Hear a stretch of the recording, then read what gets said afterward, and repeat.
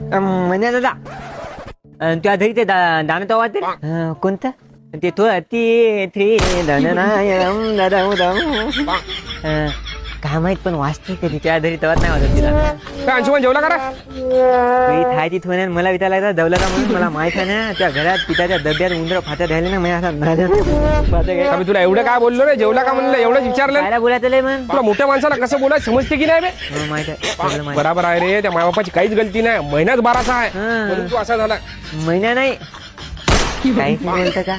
अरे मोठ्याला असं नाही बोलायचं, रिस्पेक्ट करायची. आपण जर रिस्पेक्ट केली ना तर ते बी आपल्याला रिस्पेक्ट करते. होता मग तुला जो एवढा रिस्पेक्ट देतो ना सगळ्याला, तुला तर लहान लहान लेकला बी मंद म्हणा म्हणते.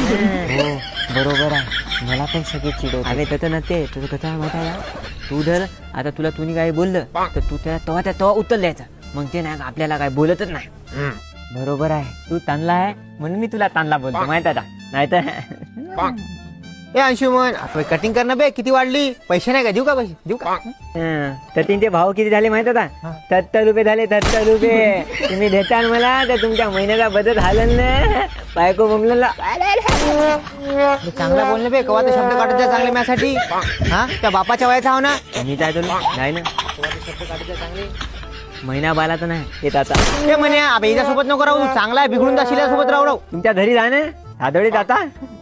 आता पाय मीला बोललो हे ताता काय बोलले काहीच बोलले नाही. बोलती पण माहित आहे का, तुझी पर्सनॅलिटी अलग आहे आणि माझी पर्सनॅलिटी अलग आहे.